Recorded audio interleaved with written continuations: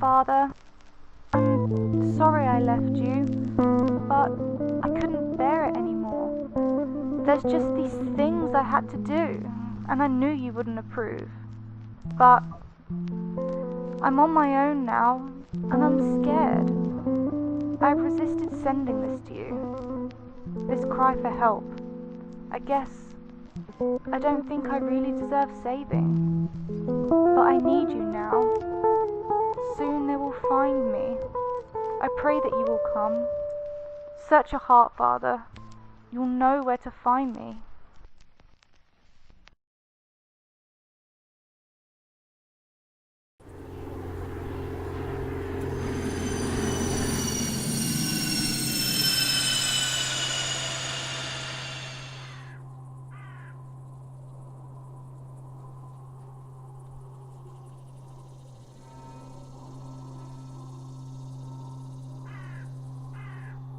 We didn't leave town this way. My memories of this place are from looking through Father's telescope. I used to watch the animals so restless in their cages. The act of setting them free was symbolic to my own freedom from stubborn regrets.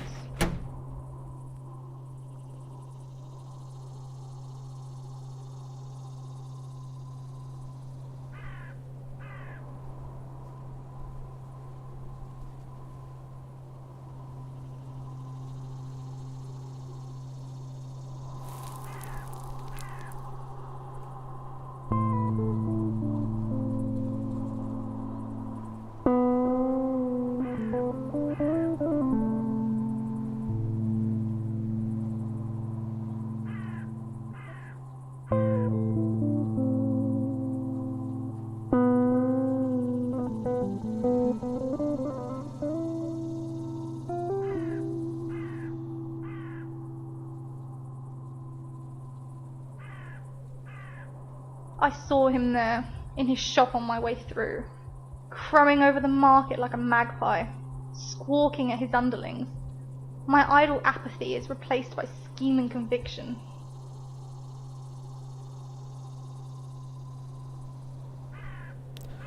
From the distress in her voice, it was not difficult to guess where she had gone. Our house glares on the hilltop, shining in the midday sun. Whatever her intentions here, it would be a familiar beacon for her, as well as for me.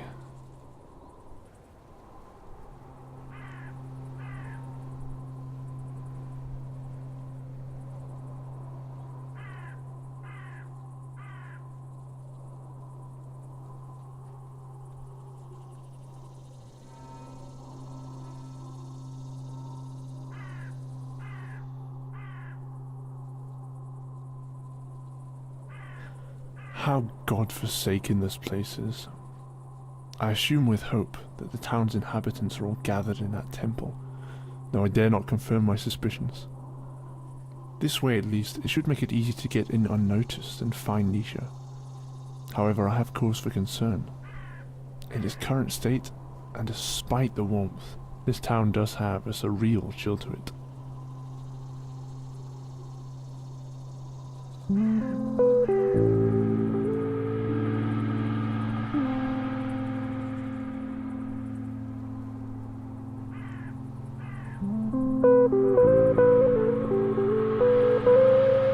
It was the fatal opportunity.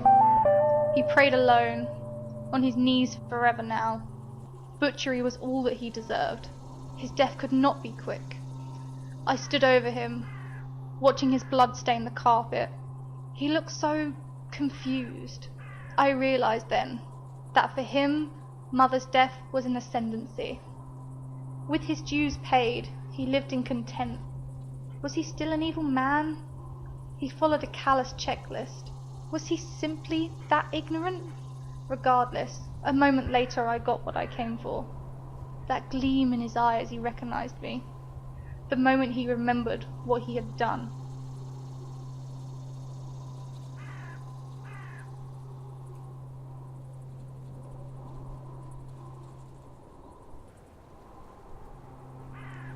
We left this place almost 2 years ago now. So little changes here. The cycle of window-ledge judgment. Swiping down any attempt to grow, any attempt to overcome the situation. And this stigma, you bathe in it. Oh, Nisha, what are you doing here?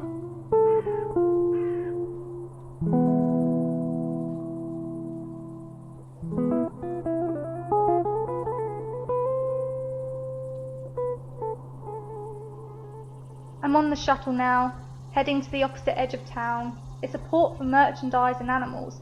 I paid the ferryman not to mark that I was on board. He didn't seem too bothered and took Father's money. Not the most comfortable ride, sitting on a pile of crates, but I should get there unannounced.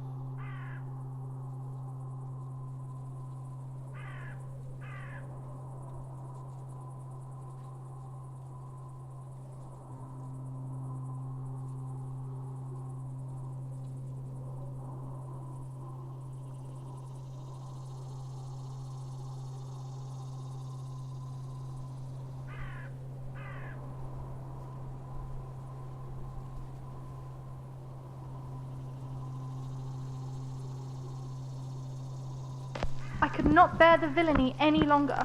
How could they claim that she had lost her sight? No one could ever be closer to reason than her. I refuse to believe anymore that it is in my power to spare them. You told me that I could free others from our pain. How can I do this while these men still have a voice?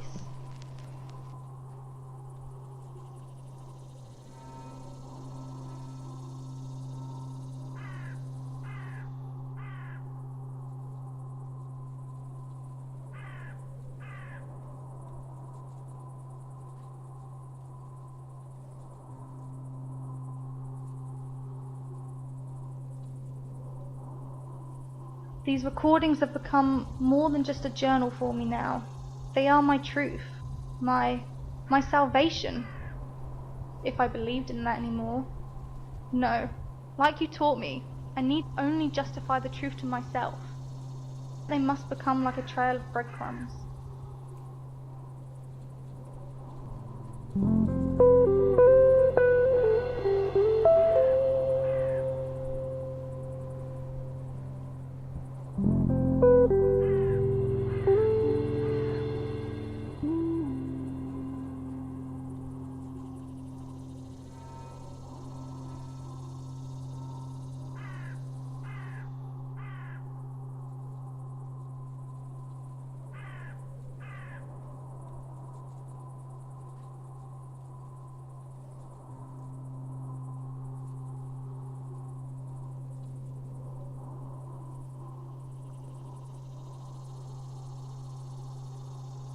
It's so strange revisiting a place like this.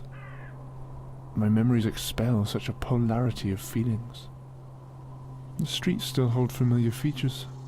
They make me feel young and adventurous again. Yet time catches up. Our ventures, Tanith, seem like sour memories now. And I want so much just to climb the hill and find you there, just tending the... I pray Nisha felt the same.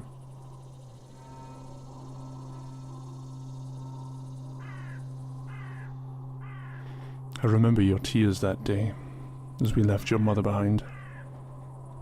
In amongst my own numbed cries, I told you to be brave. I never wanted you to come back to this place, to face this. I've always tried to protect you from this, show it to you for what it really is. I've let you down too many times, Nisha. This may be my last chance to make amends.